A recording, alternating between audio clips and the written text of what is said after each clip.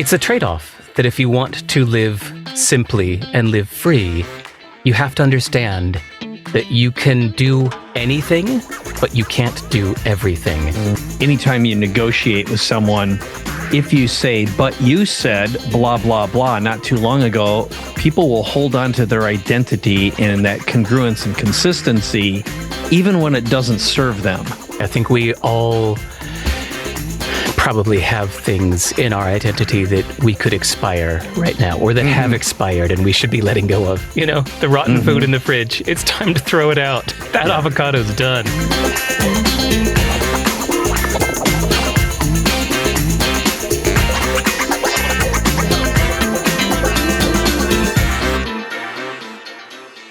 Welcome to Capability Amplifier. This is Mike Koenigs. I'm here today with a very special guest, Derek Sivers, someone I have paid attention to for a long, long time.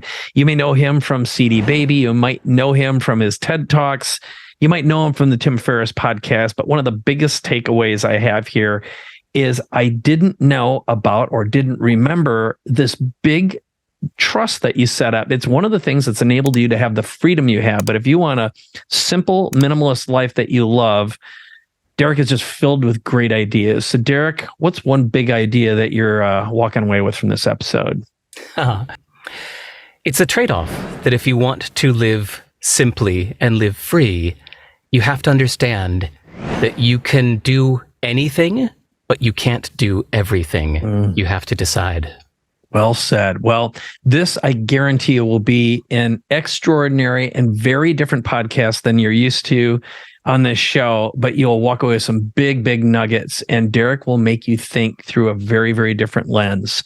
So I first got introduced to you, Derek, through your company, CD Baby. I was an early client, one of the first, and then Book Baby, of course. And then I really enjoyed, I think it was 2010, you did a TED Talk called How to Start a Movement that I just checked today, has over 10 million views, 1.6 million on YouTube. And then there's a variant of it that's got millions more.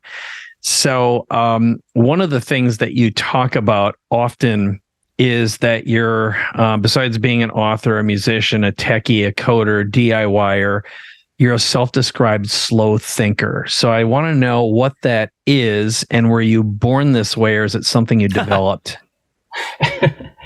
I think the reason that is because I've found that the top of mind answer is not usually the best one. I think the things that come to mind first are often knee-jerk reactions,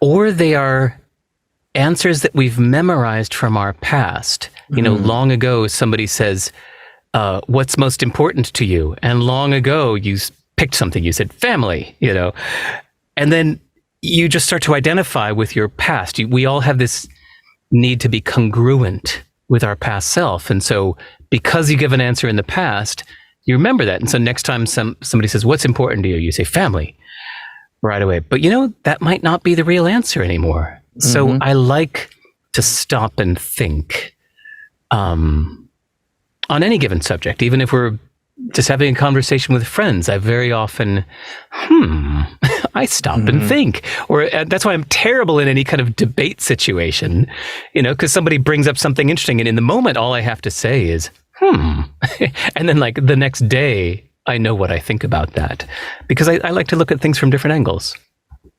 That's solid. Also, what I'm hearing, and I'll get to this a little bit later, is, you know, giving yourself time to rethink your identity, because it's so easy to fall into that trap. And I know from anytime you negotiate with someone, if you say, but you said blah, blah, blah, not too long ago, people will hold on to their identity and that congruence and consistency, even when it doesn't serve them. Yeah. Yeah, I think we all probably have things in our identity that we could expire right now, or that have expired and we should be letting go of. You know, the rotten food in the fridge. It's time to throw it out. That avocado's done. Let it go. You know, there are things in our identity that are like that. I think about the cliche is somebody who was an athlete in high school keeps thinking of himself as the quarterback, but hasn't been in 10 years. In my case, I kept calling myself an entrepreneur just out of habit, but one day just realized, I haven't started a business in a long time. Right. So I really shouldn't be calling myself that anymore. So I think any of us listening to this show right now, think about things in your identity that have actually probably expired, and then you have a choice on what to do about it. So either you can stop defining yourself by that thing, or realize that you need to kind of renew your membership in that identity. So I think that often goes with something like calling yourself a good friend. Have you think of yourself as a good friend with somebody, but have you really been a good friend lately? Maybe you need to renew that before you could define yourself as a good friend to that person. Solid. I got it. All right. So here's another one. You are, so in one of your books, Hell Yeah or No, which I think is your third to the last, or was it second to the last? Either way, yeah. Okay, all right. So you talk about first principles, and I love first principles in thinking. And the other thing I would say I've noticed about the way you think is you're a great simplifier. You cut through the garbage, you see fundamental truths. So right now, when you think about who Derek is and how you think, what are your current non-negotiable rules or values you currently live by? Ooh.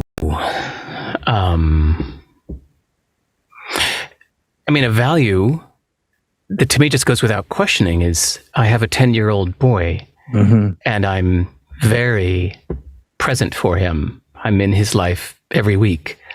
And somebody asked me about travel recently, and I said, well, I don't travel like I used to because I have a son. And that person said, well, you could. You could go away and, so I was like, no, that's out of the question. I want to be in my son's life every week. Maybe I could go, let's say at least every 2 weeks, maybe I could go a week without, but not much longer. Okay. So that's unquestioned. That's solid. Yeah. Also, it's interesting noticing themes that run through your changing interests. So right now I'm working on,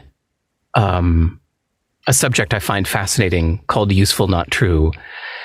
And my last book was called How to Live. But through it all is this fascination with, I think we call it pluralism, this idea of looking at things from many different points of view, or not feeling that any one point of view is the right answer. It's interesting realizing that that's been a really dear and core subject to me. Like that's a core value that I've held for a long time, and I don't think will be going away anytime soon. Did that answer your question? Is that I think that's certainly we'll call it 1 and 2. So I'm gonna give you a couple of mine that I've been living by. I suspect we share, but part of what I've been finding. So I think about this a lot.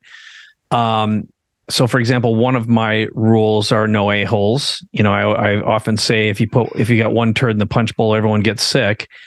Just from an energetic point of view. And then another one is I have an aggravation filter I live by. So I ask myself, would this person, place, or thing ever create more than 5% aggravation in my life? And that is a determining factor in a hell no.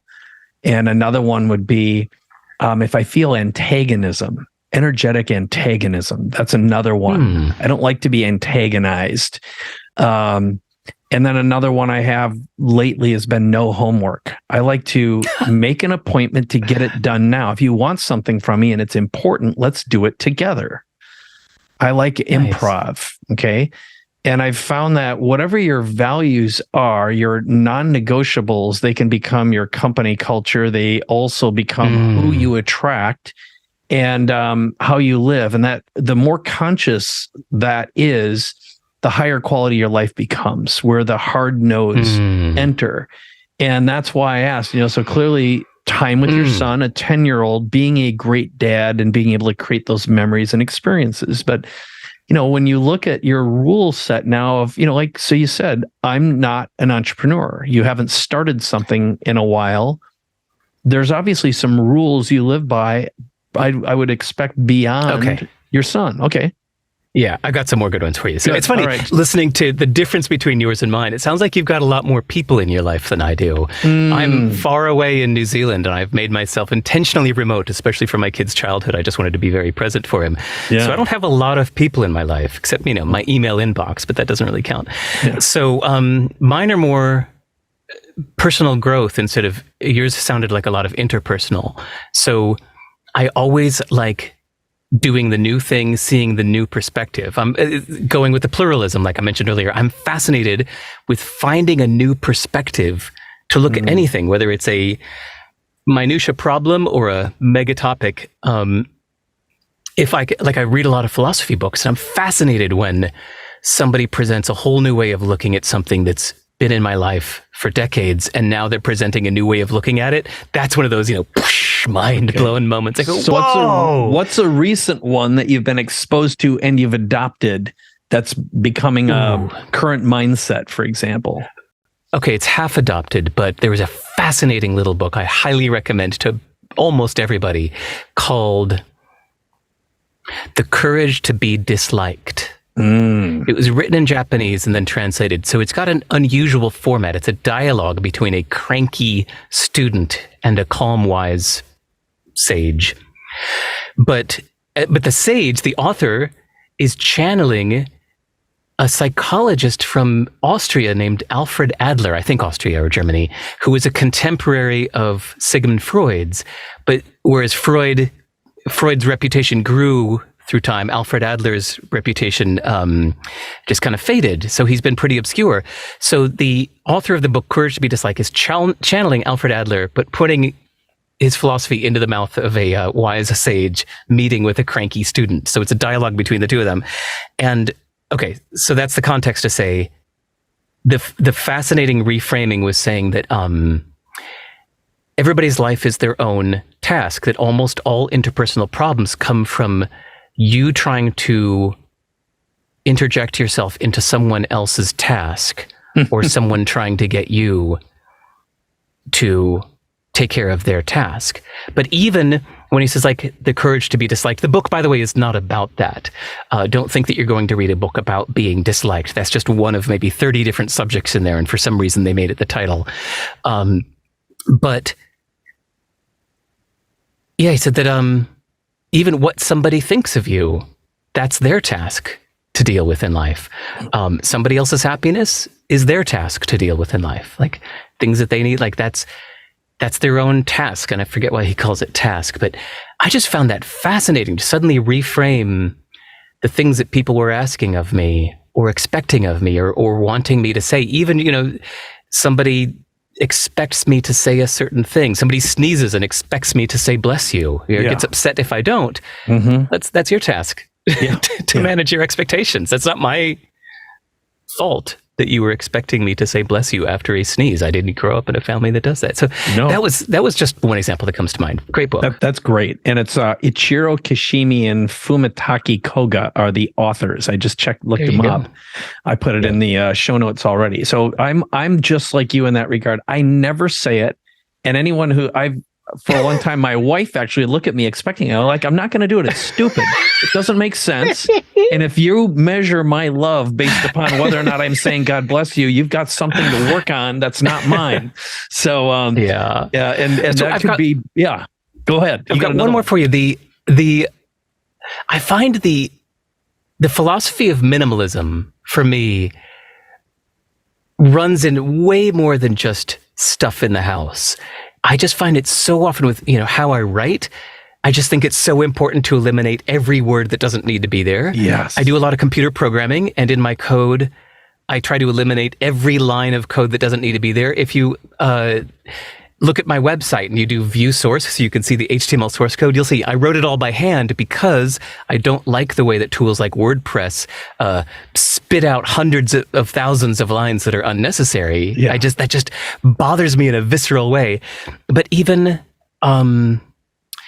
emotionally, even when it comes to friends, even when it comes to identities, that's why I'm happy to let go of an identity like entrepreneur, And it's interesting hearing some people push back, going like, no, man, but you are an entrepreneur. That's what you've done. Or a musician. I used to be a musician. Yeah. I'm not a musician anymore. Somebody says, no, come on. Well, once you're a musician, you're always a musician. I'm like, I don't think so. I'm not actively doing it. And so that can just be a difference in beliefs, because to me, I actively want to let go of everything I don't need, including identities. That is so powerful. And that opens up so much evolutionary opportunity, especially with a partner. And it could become massively conflicted where, what I believe is the breakup of most relationships is when your growth velocity is not matched. In other words, the direction and speed and rate, right? So the focus areas. And then I had one other observation when you talk about minimalism, eliminating every word. We do a lot of copy. My team and we call it murdering words or word murdering. So we gave it an act and an action and an experience. So we turn that process into an experience. Nice. All right. I think of it as cleaning. It's cleaning, getting rid of the garbage. It's interesting, the harshness, if it motivates you or not. Right. Okay. Another one. I've got a couple of these. I'm going to ask them in different order, which is, what is your next project or your next book right now? Because I've watched your evolution from musician to entrepreneur with CD Baby, and then Book Baby, obviously fascinated with books, and then you have a very minimalist approach to even how you bind your books. And so minimalism is definitely part of this whole thing. You have a background in coding, so you're definitely a prototyper. You love to tweak and iterate. Yes, precisely. And I didn't bring my copies out here, but I meant to do that. So I'm glad you have props. But part of it, it's like, I would suspect you also have a minimalist lifestyle, and you probably don't need a lot of money anymore. And even I remember when you gave up your business, I don't know if it was the sale to give away or whatever. I know you had a little interesting there, but how do you survive right now? How are you making a living, and what's your project? What's your book? Tell me a little bit about that part of your lifestyle. Okay, cool. I got to correct just one thing for the record, in case somebody's reading or listening to this someday in the future. I know nothing about Book Baby. Book Baby wasn't mine. After I left CD Baby in 2008. Oh, they did that. I heard that somebody made Book Baby after I left, but I had nothing to do with that. That was long after I was gone. I'm sorry. I don't know how I got that. That's all right. I just don't know anything about it. I don't think I've ever even typed bookbaby.com into a browser, but I know it's there. Somebody told me. Yeah. So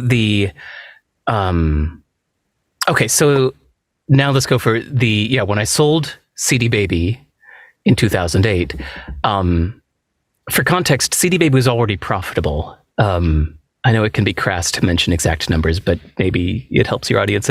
It was already making about $4 million a year net profit, and I was the sole owner. I had no investors, so I had already paid off all my debts. I already had a few $1 million in the bank. To me, that was enough, because I lived pretty simply. So when I agreed to sell the company for this agreed upon price of $22 million, my first thought was, wow. My second thought was, what the hell am I going to do with $22 million? I'd have to be an idiot to spend that much money. So my lawyer actually had a background in tax law and told me something, that there's something called a charitable remainder unit trust, which usually only old people do when they want to put all of their assets into a trust, but then it continues to pay them out a living wage until they die.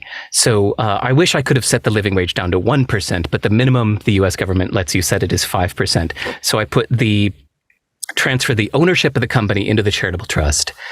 Then the charitable trust sold the company to the buyer, which was pretty badass, because that means if I would have sold it personally, IRS would have taken $7 million taxes, and that means $7 million less would have gone to charity.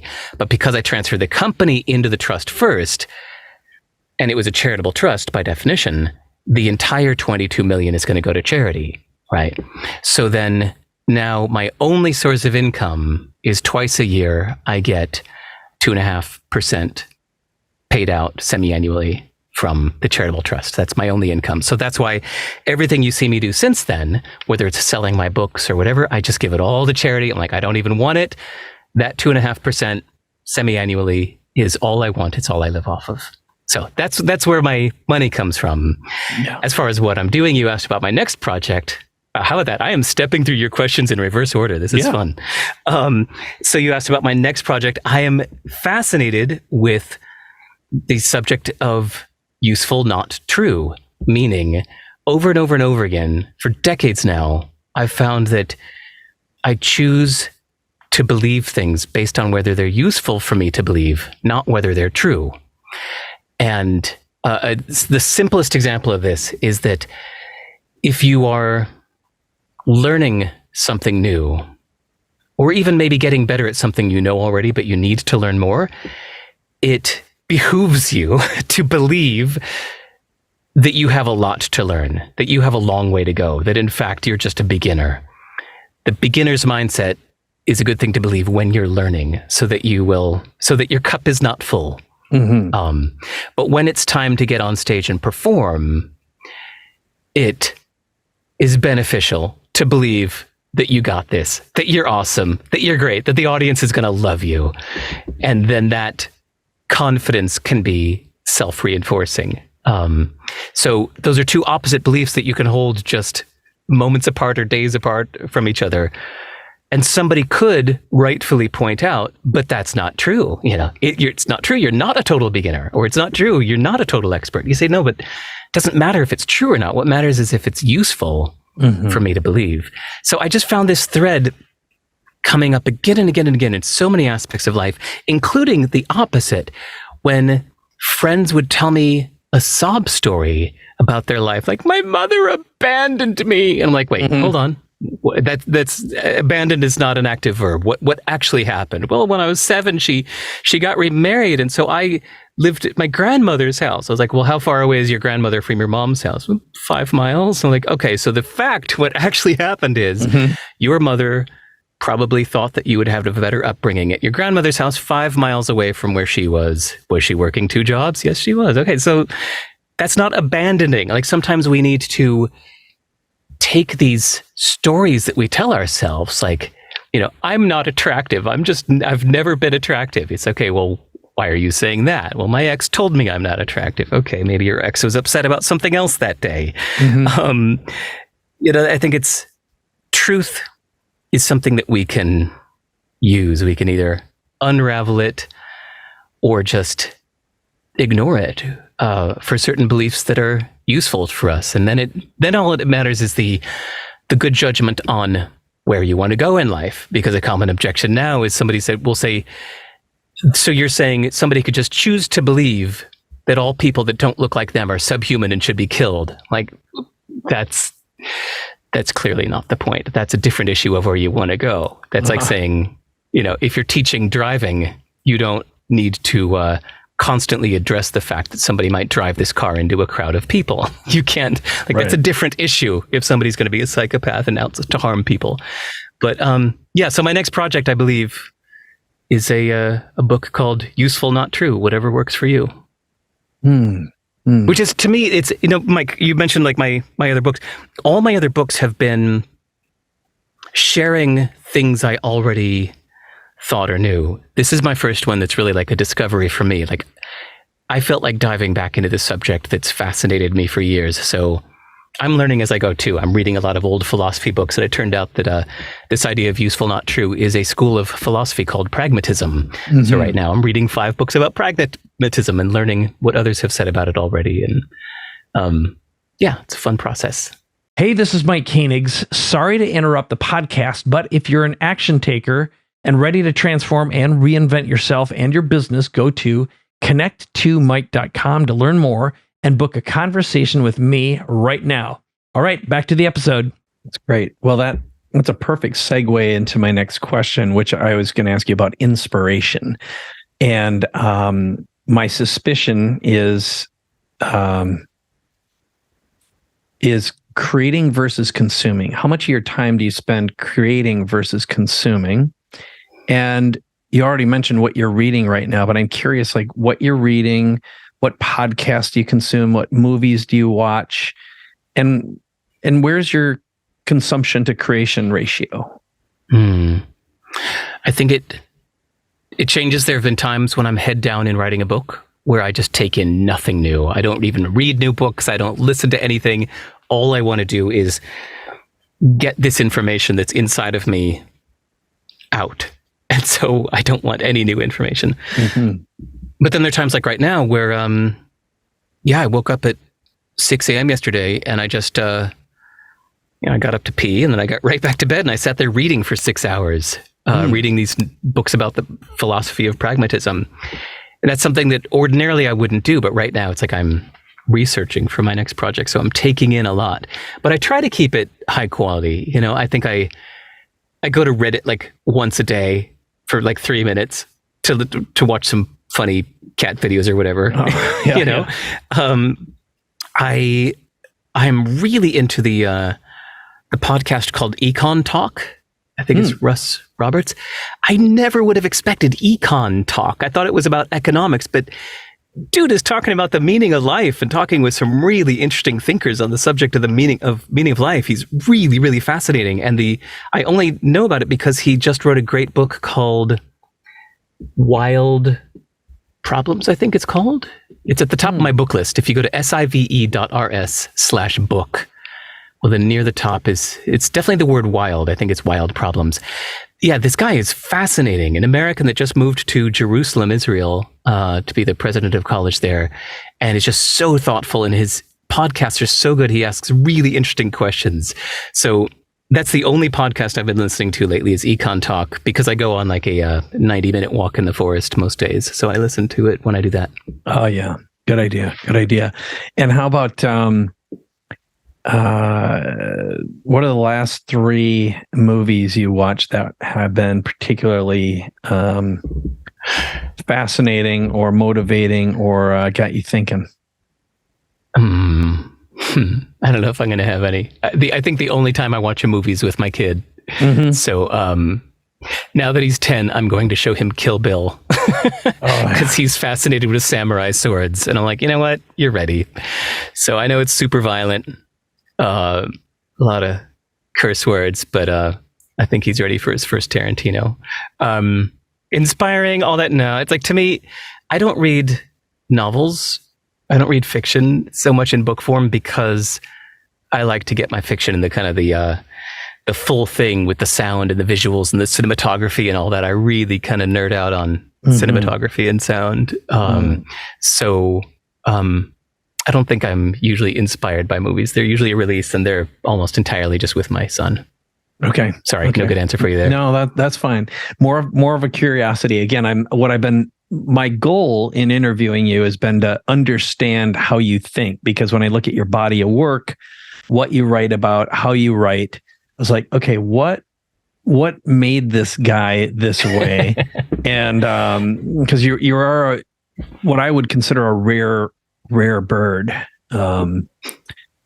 interesting and interested and fascinating at the same time.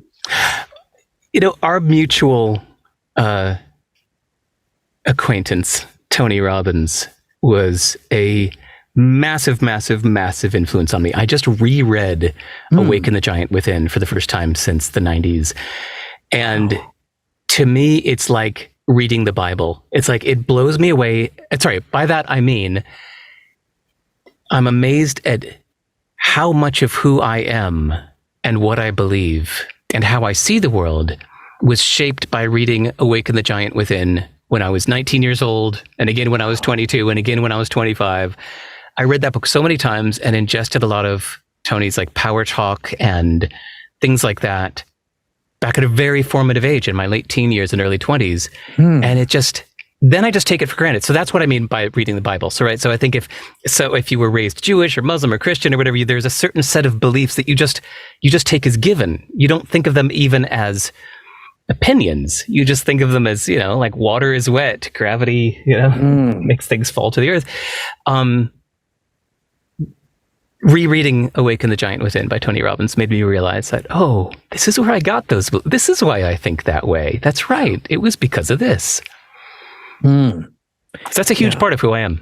Okay, that makes of that a ton dude. of sense. All right, yeah, you and me probably around the same time. What year were you reading him?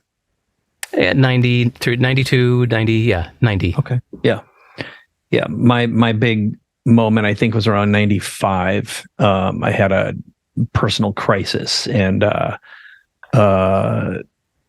but business falling apart, divorce, etc. And I watched a friend of mine go through a huge transformation very, very quickly. And I'm like, what the hell happened to you? He quit drinking.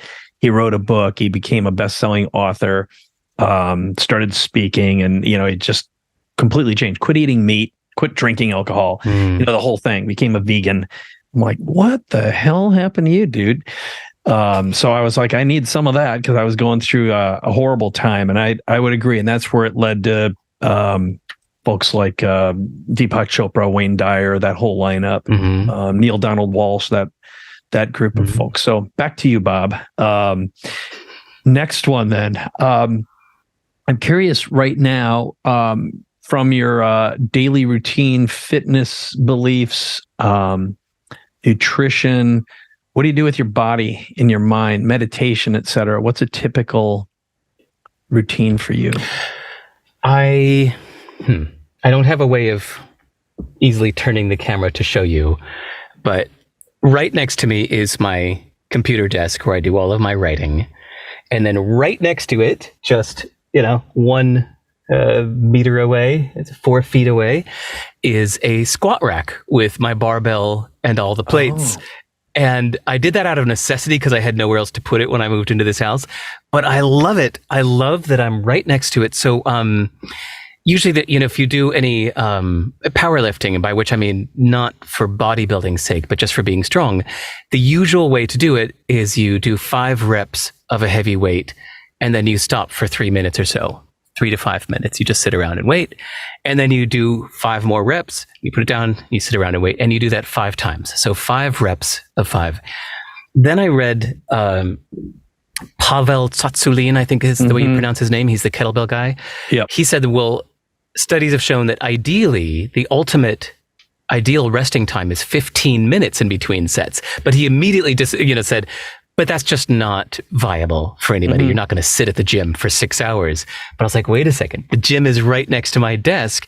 We'd already heard that we should be getting up and moving our legs every 20 minutes or something, right? So it's like, how would I do this? I just set a timer. So as I'm sitting there doing emails and writing, just every 15 minutes, a little thing chirps and I stand up and I go, and I do 5 reps, which only takes like 10 seconds, put the bar back and go, sit back down and get back to what I was doing.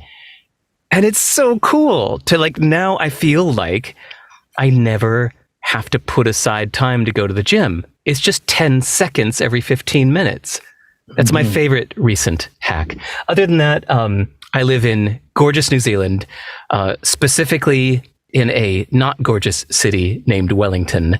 But it's a very, very hilly city. And I live right at the base of this really steep hilly range. So, I go in this 90-minute walk through the forest, which is very hilly. So I always come back from that walk completely drenched. I have to just soak through a t-shirt every day. But that's really good exercise to walk in the forest. And lifting weights every 15 minutes. That's brilliant. How about food, diet, nutrition, alcohol, sugar? I rarely ever drink, not completely opposed. Sugar is the spice of life. Food, I don't know. I'm no role model for that. But on the other hand, it's like just whatever.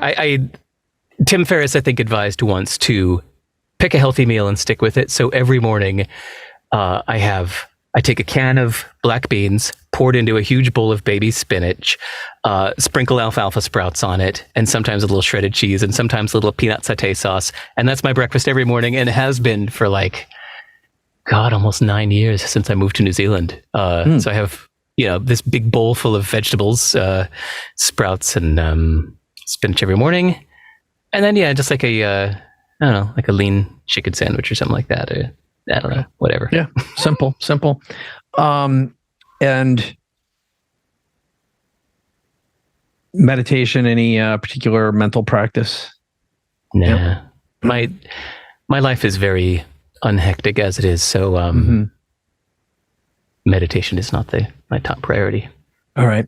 Now, there was a while ago, I don't remember the exact answer, the why New Zealand and how long do you think you'll stay there? Do you have any other aspirations in terms of a location, your reason why? I suspect I know what the answer to part of it is, but I'm curious about how long. There's a difference between the life we would like to live and the life we are living. Sometimes those things are constrained by other things like family. So yes, my kid's mom does not want to travel anymore. Before my son was born, that's the mission we were on. We were traveling the world together. And then she got pregnant and had a kid and said, I hate travel. I don't want to travel anymore. And so because of what I told you earlier, that means my plan to continue to live all around the world. I really wanted to live in Zanzibar and Korea and Ghana and Belgium and whatever. That plan has to wait 8 more years until he's 18 or so, when he doesn't really need to be in his life anymore. And then I might continue my nomadic ways. But for now, New Zealand is just where we happened to move when he was born. And so that's where we still are. In 2018, we tried moving to England for a year. Well, sorry. We moved to England thinking that's where we were going to stay. It was like one decision, like, all right, I will move once for you. Okay. Sorry, those were her words to me. So we moved to England going, okay, that's it. This is where our kid's going to grow up until he's 18. We live in Oxford, England. That's that. And then COVID hit and it made us go, I really miss New Zealand. So we came back here. I'm a citizen. This is home. Wow. Okay. That's legit. And it's my favorite. I had to make that decision. I think a lot of us might have had to do something similar. When COVID hit, you had to ask yourself some questions. It was just like a big reshuffling moment for everybody, right? So my reshuffling at the time was saying, what if I could never travel ever again? Like, what if this is like worse than anybody expects and nobody's ever going to travel ever again? If I had to be trapped in just one country for the rest of my life, what country would I want to be? To me, it was like, well, New Zealand, no brainer. That's my place. That's where my friends are. That's where my emotional connection is. That's my true home. So, moved back here.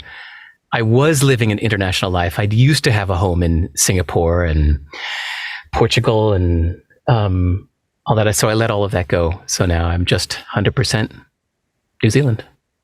Got it. Okay, I have one more question for you, and that is, when I look at the story that I see of your life, which may or may not be accurate, what I see is, you've explored, you've done what you've done for you. It really looks that way in terms of how you created your businesses. You focused on your own creativity, whether it was 100% intentional or it happened that way, being able to put your business into the trust so you don't have to think about money. It's not like you have anyone to serve except you. And when you're working on your next books, it's because you're interested in them. Yep. And what you choose to focus your time and attention on, it really does feel to me like you have an extraordinary amount of freedom.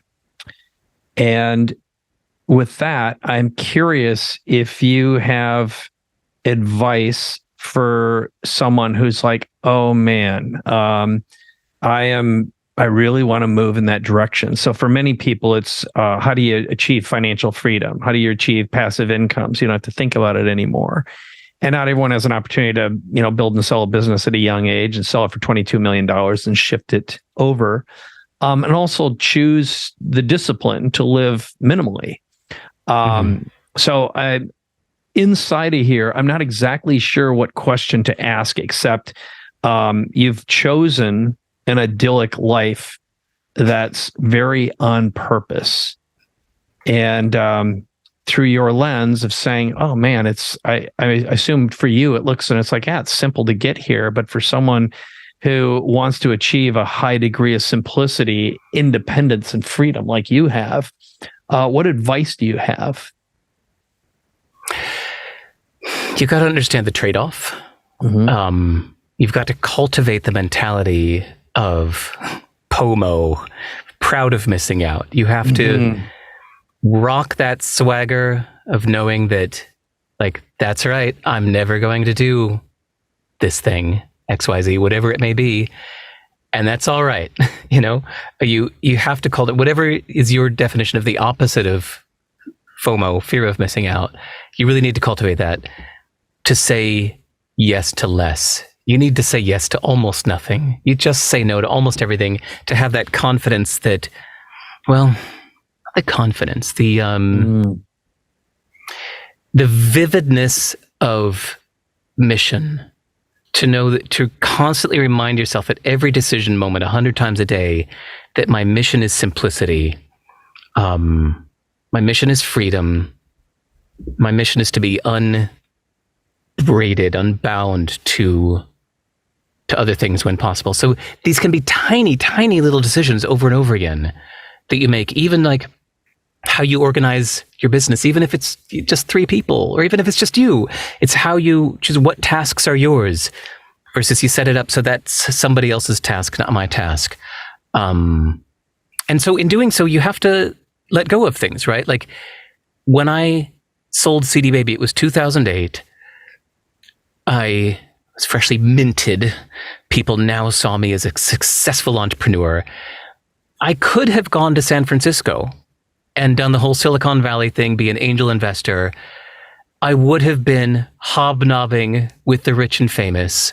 Also, I was living in Santa Monica, California at the time. I could have gone back to LA and been hobnobbing with the slightly less rich but slightly more famous people in LA. And all of those things were a little bit tempting. But instead, I thought, you know what? That sounds like a lot of complexity and a lot of being bound to a place. It sounds like a lot of saying yes, or at least a lot of maybes, to live that kind of life. And so instead, I thought of the alternative, which was to pack up and go far away across the world and just, live out of a suitcase and live a simple life and just stay very, very, very intellectually stimulated, but without the in-person obligations that that living in LA or Silicon Valley would have had. So I made that choice, but knowing what I've let go of. And so actually, I'll admit, for the first time publicly, I occasionally get a little envy of my friend Tim Ferriss. I've known him since before he was super famous. And he chose that path that I almost chose, right? He chose the Silicon Valley investor, meeting with every tech startup that was looking for an angel round. He stayed in there, and then he chose a TV show. Oh my God. And then he chose his podcast, which is, constantly churning out new content every week or two and really kind of being on the hook to do so. He's gotten huge rewards from doing that, but also some huge downsides to being very bound to these things that he's agreed to. So, it's the trade-off you have to make. Yeah. Well, you and I have him in common too. I created a product in the early 2000s, before 4-Hour Workweek came out, called Everything You Should Know About Publishing, Publicity, and Building a Platform, with a pretty famous publicist named Arielle Ford. She represented Jack Canfield and Neil Donald Walsh and Don Miguel Ruiz from the Four Agreements, and on and on and on. She was Deepak's publicist, and she wanted to get out of the business for a lot of those same reasons. And we made this product, and we got an order from Tim Ferriss. Didn't know who he was, and he wrote to us asking for some help. And I didn't see it until after the book came out, and I'm like, oh my God, this guy. So ended up connecting with him there, and I've watched his evolution too. And I haven't talked to him in a long time, but he is a very, very fascinating, interesting guy. And he's had a hell of an interesting life too. So I totally get that. So here's my last question for you, Derek. And that is, do you have a wish or an ask, aside from sending people to sive.rs.com to get your books? And, I read all your stuff because it's just good, and it's easy, and it's simple, and I'm inspired by it. I don't consume a lot of people's stuff these days. Yeah, me neither. Yeah, but yours is one of the greats. But do you have an ask for our audience? one tiny correction. There's no .com at the end of my address. Oh, it's just .rs. I'm sorry, I can't believe .rs. it. Yeah. .rs. Did I say just used .com after it? Yeah. Yeah, it's all right. Whoops. I just wanted, for the transcript. Got ahead of my mouth. Honestly, my ask and the reason I do podcasts like this is I really, really, really like meeting people from around the world. I think it's so fascinating when somebody emails me and says, "Hey, I heard you on Mike's podcast, and I'm a guitar builder in Slovenia," or "I'm a student in Korea," or whatever. It's so cool to get these emails from people around the world. So that's really one of my daily joys. I love my inbox. I feel so damn lucky that I love my inbox because it's just people introducing themselves, and I get to know these people and have conversations. And then when I do travel, I meet up with these people. So I was just in Japan 2 weeks ago, and I met up with this guy in Tokyo because he had emailed me out of the blue. So yes, my favorite thing is go to sive.rs, and you'll see there's a link there to email me. Please email me and introduce yourself, because that's my favorite part. Awesome. All right. Well, thank you very much. This has been an absolute pleasure. And I've just enjoyed getting to know you, following you for the years. And I'm glad I reached out to you and asked you to be here today. So thanks a million. Yeah, thanks, Mike. I so admire what you're doing. To me, that was actually, you know what? I swear I'm not just saying this because I'm talking to you, but I get a lot of invitations to be on podcasts, and most of them are just all right, I guess. Yeah. And then when you asked me, I was like, oh, hell yeah. Fuck yeah, absolutely. I'd love to talk with you. So yeah, I just so admire what you're doing. So thank you. Thanks a million. All right. Well, thank you. I'll see you, everyone. And reach out to Derek, because he does actually answer his emails. That's another great thing about him. Bye, everyone.